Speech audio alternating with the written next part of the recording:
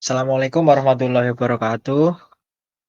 Perkenalkan kami dari kelompok 6 yang beranggotakan saya Ridho Ihsanuddin dengan NIM K2322070 dan rekan saya Ama Zakia dengan NIM K2322006 dan juga Cindi Indira P K2322016.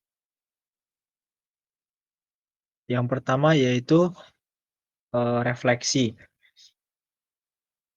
Apa sih itu refleksi? Refleksi itu adalah fenomena di mana sebagian cahaya yang mengenai permukaan antarmuka antar dua media transparan yang berbeda seperti udara atau kaca dipantulkan kembali ke arah asalnya. Yang ini terjadi karena adanya diskontinuitas antara dua media tersebut yang mengakibatkan sebagian cahaya yang datang dari satu medium dipantulkan kembali ke medium asalnya.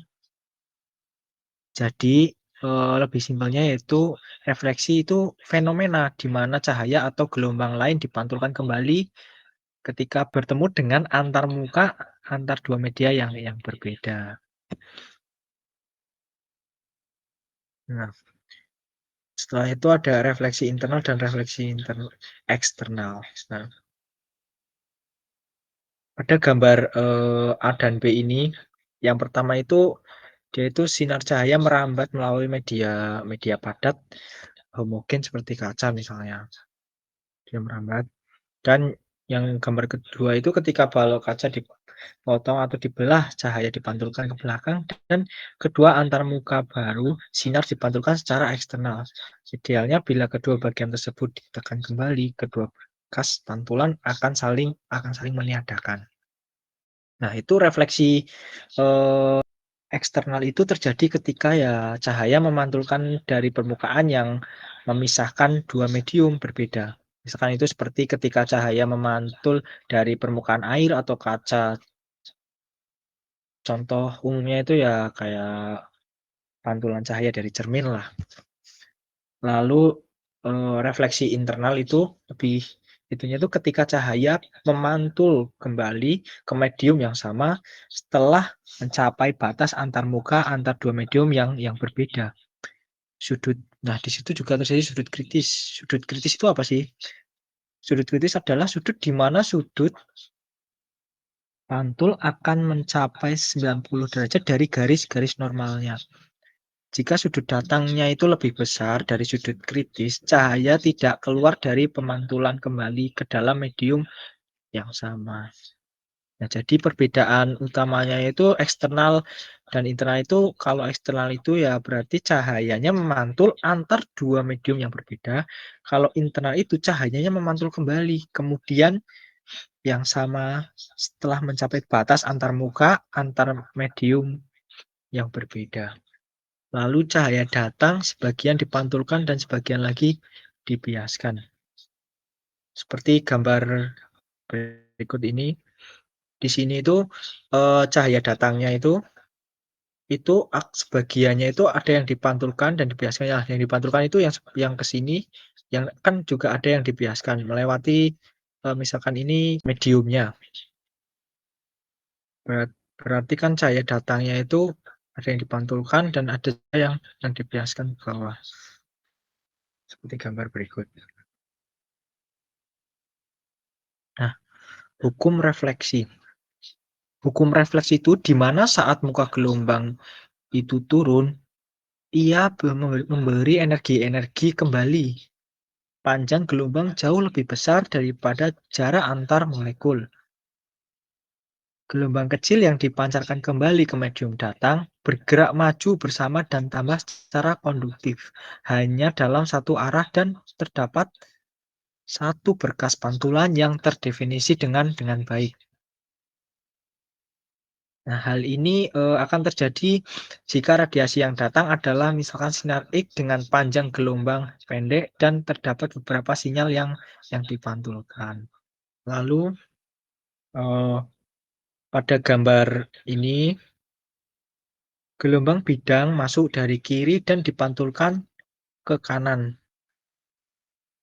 Nah, muka gelombang pantul terbentuk dari gelombang-gelombang yang dihamburkan oleh atom-atom di permukaan A ke D. Nah, ini. Nah, pertama tiba di C dari A. Atom di D memancarkan dan muka gelombangnya di sepanjang CD itu selesai.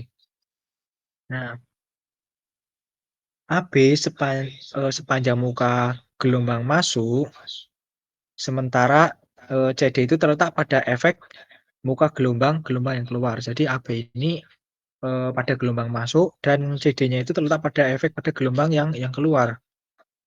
Nah, AB itu mengubah refleksinya menjadi CD. Pada gambar ini, ingat bahwa yang dipancarkan dari A akan tiba di C itu sefase dengan yang baru saja dipancarkan dari D selama jarak AC dan BD itu sama. Lalu eh, dapat dikatakan lain gelombang kecil dipancarkan, seluruh penghambur permukaan saling tumpang tindih sefase dalam bentuk satu gelombang bidang pantul. Nah, maka eh, AC sama dengan BD-nya. Segitiga mempunyai sisi miring yang sama, yaitu dengan menggunakan tadi persamaannya. Nah, sin theta I per BD tadi sama dengan sin theta R per AC-nya. Kan tadi kan tadi itu kan semua gelombang merambat ke medium datang. Merambatnya tadi kan ke medium yang datang itu merambat dengan kecepatannya sama. Oleh karenanya dalam waktunya T atau delta T-nya itu yang diperlukan di titik B pada muka gelombang untuk mencapai ke titik D. Nah, untuk mencapai ke permukaan di titik D di, yang dipancarkan dari A titik C itu dengan kata lain itu bisa juga BD, yang ini BD itu sama dengan kecepatannya dikali delta delta T-nya tadi. Berarti BD itu sama dengan V dikali delta T atau kecepatan dikali delta T. Itu sama dengan AC-nya ini. Oh, berarti dapat diberitahu bahwa BD itu sama dengan kecepatannya atau V dikali delta T-nya itu sama dengan AC. Nah, lalu theta I itu sama dengan theta R atau sudut datang itu sama dengan sudut pantul.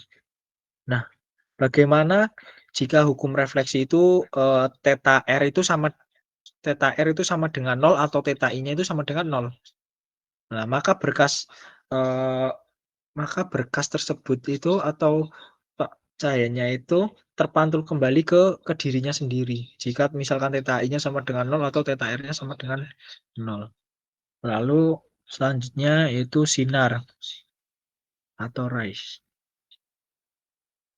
Sinar adalah garis yang ditarik dalam ruang yang sesuai dengan arah aliran energi radiasi pada medium seragam homogen. Sinar-sinarnya lurus. Jika medium berperilaku sama di segala arah, maka sinarnya tegak lurus terhadap muka gelombang. Sinar-sinar yang tegak lurus terhadap gelombang tersebut mengarah secara radial ke arah luar dari sumber. Nah, sedemikian pula sinar-sinar yang berhubungan dengan gelombang bidang semuanya itu sejajar. Nah, dapat gambar satu sinar datang dan satu sinar pantul. Sudutnya diukur tegak lurus sudut-sudut normal. Nah, bagian kedua dari hukum pemantulan itu menyatakan bahwa sinar datang, garis tegak lurusnya permukaan, dan sinar pantulnya semua itu terletak pada bidang yang disebut bidang datar. Nah, di sini terdapat garis normalnya. Di sini ada theta I dan theta R. Ini mediumnya. Nah, seperti ini. Lalu lanjut. Nah, gambar di bawah ini menunjukkan seberkas cahaya datang pada permukaan pantulan yang halus. Permukaan yang tidak keteraturannya kecil dibanding dengan panjang gelombangnya. Nah, yang ini spekular dan yang ini membaur. Yang sana membaur. Nah, kalau refleksi spekular itu dia itu dipancarkan oleh juta atom yang akan bergabung membentuk satu sinar yang terdefinisi dengan baik dalam proses ini.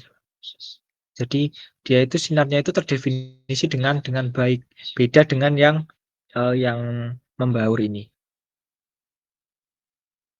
Lalu lanjut. Selanjutnya yaitu refraction. Next.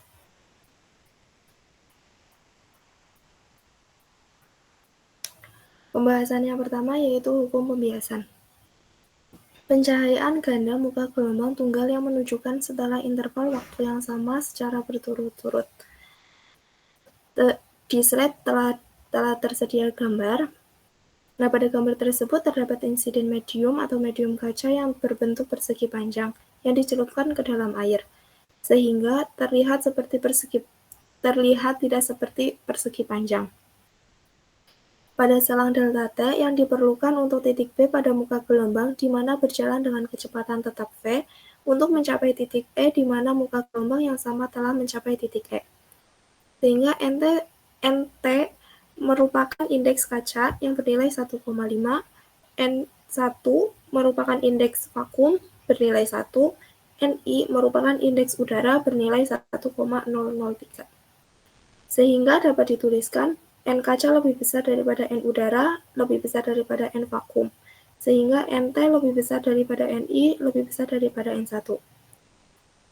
Dengan persamaan hukum pembiasan, sin theta I per BD sama dengan sin theta T per AE. Dengan BD sama dengan PI, dengan AE sama dengan VT.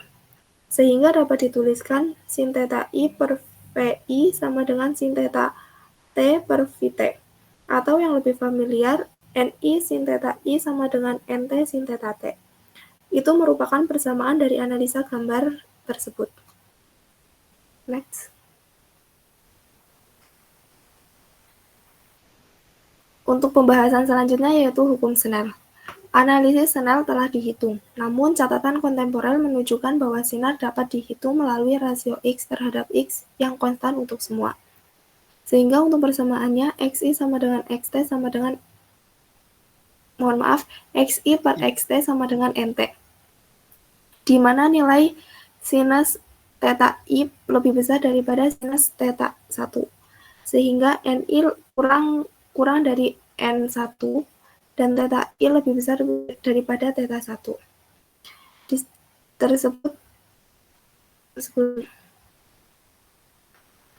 Di situ juga sudah terdapat gambar di mana terdapat sinar datang menembus air dengan sudut theta I terhadap sumbu Y. Sedangkan vektor yang mengarah yang membentuk di dalam air berubah sudutnya menjadi theta 1, di mana theta I lebih besar daripada theta 1.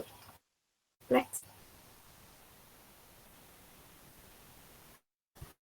Di slide telah tersedia 3 gambar. Untuk gambar yang A, terdapat vektor di dalam air yang memiliki jangkauan terhadap vektor yang sejajar dengan vektor asli atau sinar datang. Gambar yang B, terdapat jangkauan atau selisih sinar datang terhadap sinar yang sejajar dengan sinar yang berada di dalam air, termasuk peristiwa relatif pembiasan. Untuk persamaannya, sin theta I per sin theta T sama dengan NTI. Dengan NTI sama dengan NT per Ni.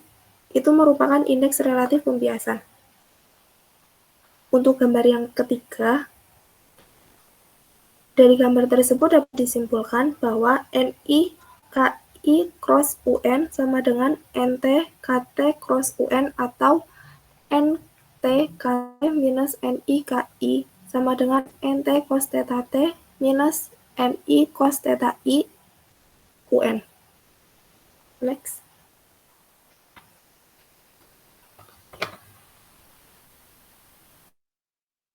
Huygens. Prinsip setiap gelombang dianggap sebagai sumber gelombang-gelombang kecil yang menyebar maju dengan laju yang sama dengan laju gelombang itu sendiri. Muka gelombang yang baru merupakan sampul dari semua gelombang-gelombang kecil tersebut. Next.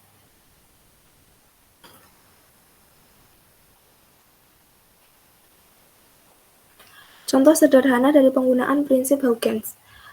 Muka gelombang dianggap medium isotropik, yang artinya P sama ke segala arah. Dalam menemukan muka gelombang dalam waktu pendeknya P dekat T setelah berada pada AB, digambarkan lingkaran-lingkaran kecil dengan radius R sama dengan Vt. Pusat lingkaran berada pada muka gelombang AB, merupakan representasi gelombang imajiner Huygens.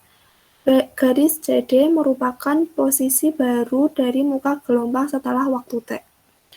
Gambarnya telah tersedia pada slide. Next.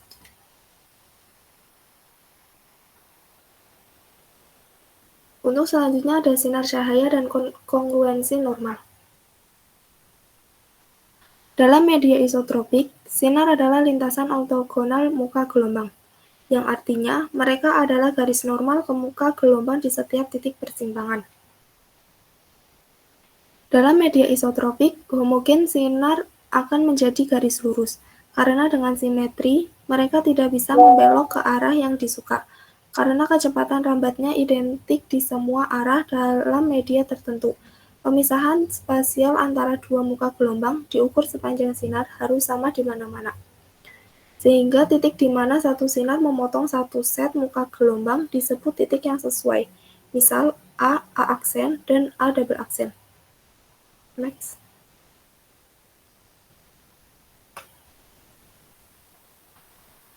Kemudian, apabila muka gelombang sigma ditransferkan menjadi sigma double aksen setelah waktu T double aksen, jarak antara titik-titik yang sesuai pada semua sinar akan dilintasi dalam waktu sinar T double aksen. Ini batas muka gelombang melewati dari waktu medium kemudian ke medium isotropik homogen lainnya. Berarti bahwa setiap titik pada sigma mengikuti jalur sinar untuk sampai di sigma double aksen pada waktu T double aksen. Apabila kelompok sinar sedemikian rupa sehingga kita dapat menemukan permukaannya ortogonal untuk masing-masing dan setiap dari mereka dikatakan membentuk kesesuaian yang normal.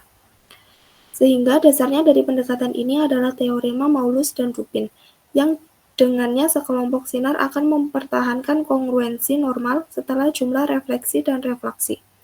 Dari sudut pandang ini setara dengan pernyataan bahwa sinar tetap ortogonal terhadap muka gelombang di seluruh proses perambatan dalam media isotropik.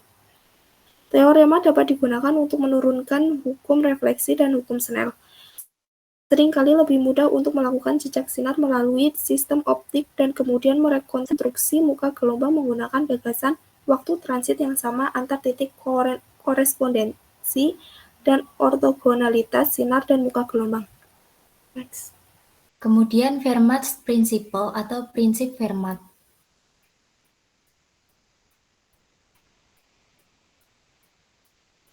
Hukum pemantulan dan pembiasan dan cara cahaya merambat secara umum dapat dilihat dari sudut pandang yang sangat berbeda dan menarik yang diberikan oleh prinsip Fermat. Hero of Alexandria mengungkapkan bahwa jalur yang ditempuh cahaya dari suatu titik S ke titik P melalui permukaan pantulan adalah yang terpendek. Dari gambar di samping dilihat bahwa sumber titik S yang memancarkan sejumlah sinar yang kemudian dipantulkan ke arah P. Jika sinar digambar dari S aksen, tidak ada jarak ke P yang akan diubah, maka dapat dirumuskan SAP sama dengan S aksen AP atau SBP sama dengan S aksen BP dan seterusnya. Namun yang jelas, jalur garis lurus S aksen BP yang berkorespondensi dengan θ I dengan θ R adalah jalur yang terpendek. Fermat kemudian merumuskan kembali pernyataan Hero menjadi jalur sebenarnya antara dua titik Dua titik yang ditempuh oleh seberkas cahaya adalah jalur yang dilalui dalam waktu paling singkat. Next.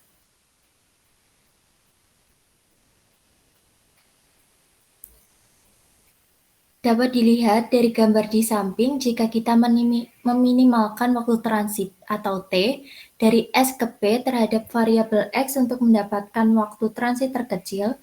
Dengan kata lain, perubahan X menggeser titik O mengubah sinar dari S ke P, maka dapat dirumuskan menjadi SO per VT plus OP per VT. Atau T sama dengan dalam kurung H kuadrat plus X kuadrat pangkat setengah per VI plus dalam kurung B kuadrat plus dalam kurung A min X kuadrat pangkat setengah per VT.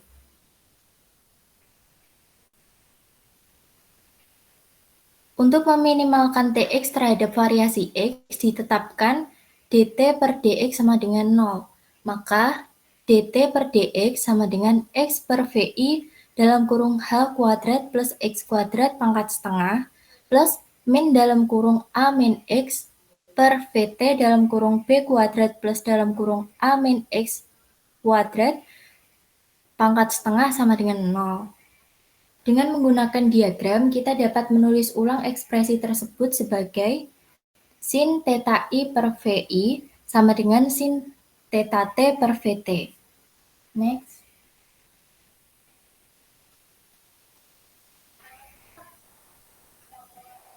Misalkan kita mempunyai material bertingkat yang terdiri dari lapisan M yang masing-masing mempunyai indeks bias berbeda seperti pada gambar di samping, yang memiliki waktu transit dari S ke P dapat dirumuskan menjadi T sama dengan S1 per V1 plus S2 per V2 sampai SM per VM. Di mana SI dan FI masing-masing adalah panjang dan kecepatan lintasan yang terkait dengan kontribusi ke I. Jadi, dapat dirumuskan kembali menjadi T sama dengan 1 per C, sigma I sama dengan 1 sampai M, NISI.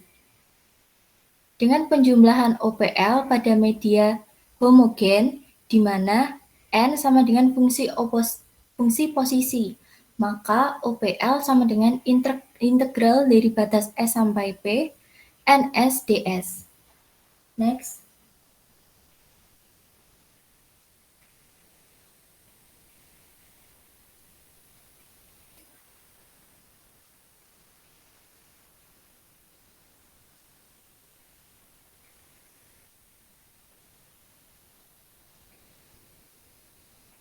Panjang jalur optik sesuai dengan jarak dalam vakum yang ekuivalen dengan jarak yang dilalui dalam indeks N.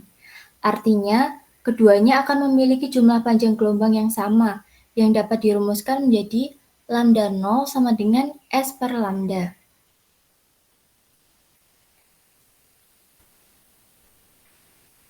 Dengan persamaan tersebut, dapat kita simpulkan kembali prinsip dari Fermat, yaitu cahaya yang pergi dari titik S ke P melintasi rute yang memiliki panjang jalur optik terkecil. Next.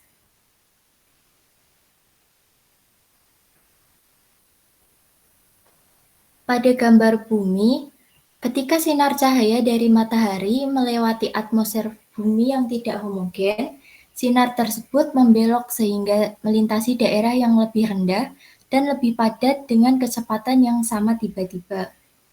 Oleh karena itu, matahari masih dapat dilihat setelah ia benar-benar melewat di bawah cakrawala. Kemudian untuk gambar di bawahnya, jalan yang dilihat dari sudut pandang sekilas tampak memantulkan lingkungan sekitar seolah-olah jalan tersebut ditutupi oleh selembar air. Udara jalan raya lebih hangat dan kurang padat dibandingkan udara di atasnya. Untuk gas dengan kepadatan atau ρ dapat dirumuskan seperti yang tertera. Kemudian dalam gas ideal dapat dirumuskan seperti persamaan tersebut. Sinar seperti itu akan dibelokkan ke atas melewati lebih banyak udara yang kurang padat dibandingkan jika sinar tersebut merambat lurus. Menurut prinsip Fermat, sinar yang meninggalkan cabang atau gambar di samping mengarahkan agak ke bawah akan mengambil rute yang meminimalkan OPL. Next.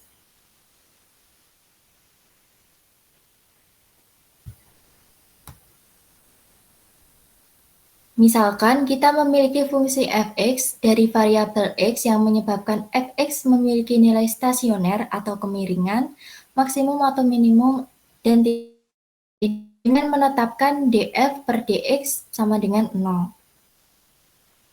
Prinsip Fermat dalam bentuk modernnya berbunyi, seberkas cahaya yang bergerak dari titik S ke titik P harus melintasi panjang jalur optik yang stasioner terhadap variasi jalur tersebut.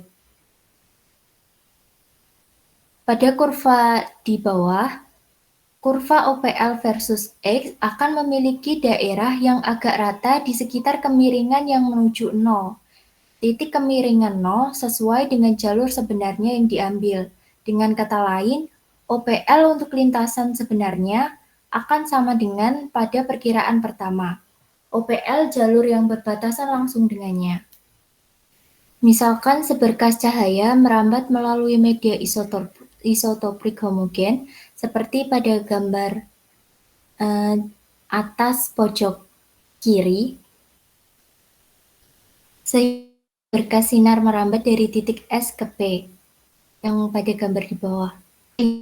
Atom-atom di dalam material didorong oleh gangguan yang datang, dan atom-atom tersebut memancar kembali ke segala arah. Wavelet yang bergerak di sepanjang jalur yang berdekatan dengan jalur garis lurus stasioner akan mencapai P melalui rute yang hanya sedikit berbeda dari OPL, seperti pada gambar di bawah pojok kiri. Oleh karena itu,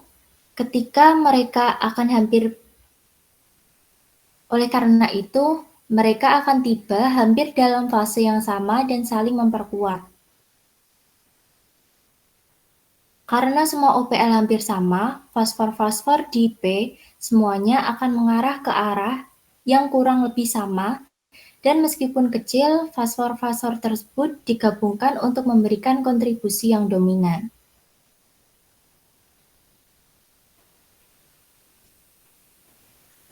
Wavelet yang mengambil jalur lain yang jauh dari jalur stasioner, seperti pada gambar pojok kiri bawah, akan sampai pada P sangat berbeda fasa satu sama lain dan karena itu cenderung membatalkan. Kita dapat menyimpulkan bahwa energi akan merambat secara efektif sepanjang sinar dari S ke P yang memenuhi prinsip Fermat.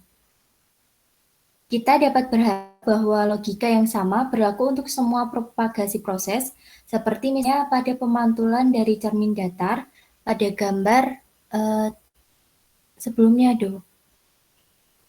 gambar halaman pertamaku.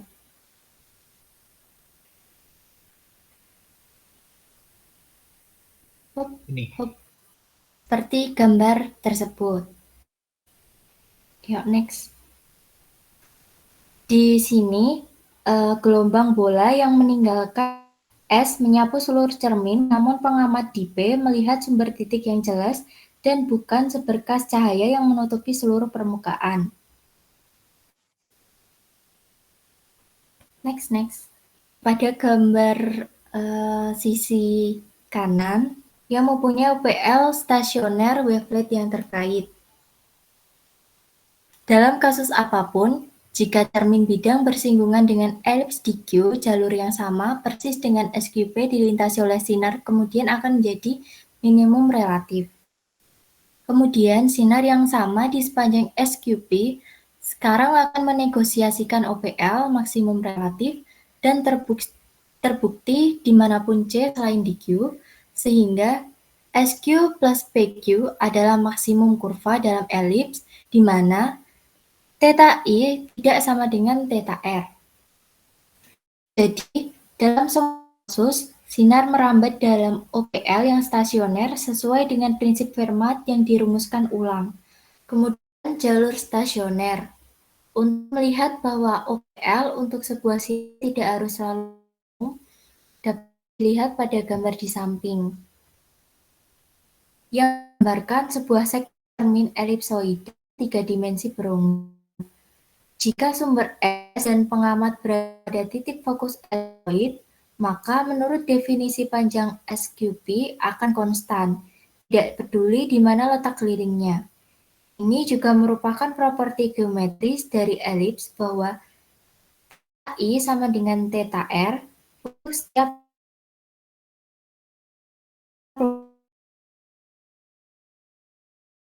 jalur optik dari S ke P melalui refleksi sama persis, tidak minimum, dan OPL jelas stasioner terhadap variasi. Sinar yang meninggalkan S dan menumbuk cermin akan sampai fokus pada P. Dalam kasus apapun, jika cermin sedang bersinggungan dengan elips di Q, jalur yang sama persis dengan SQP dilintasi oleh sinar, kemudian akan menjadi minimum relatif. Di sisi ekstrim yang lain, jika permukaan cermin membentuk kurva yang terletak di dalam elips, seperti yang ditunjukkan pada gambar putus-putus, sinar yang sama di sepanjang SQP sekarang akan mencapai OPL maksimum relatif.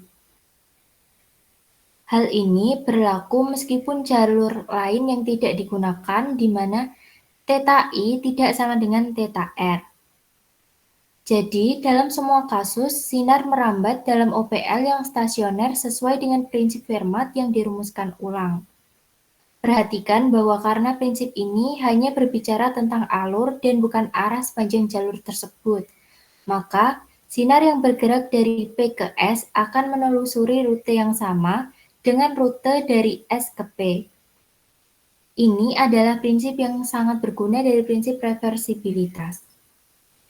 Prinsip Fermat bukanlah sebuah perangkat komputasi, melainkan cara berpikir ringkas tentang perambatan cahaya. Ini adalah pernyataan tentang skema besar tanpa mempedulikan mekanisme yang berkontribusi, dan dengan demikian akan menghasilkan wawasan dalam berbagai keadaan. Sekian presentasi dari kelompok kami, kurang lebihnya mohon maaf. Wassalamualaikum warahmatullahi wabarakatuh.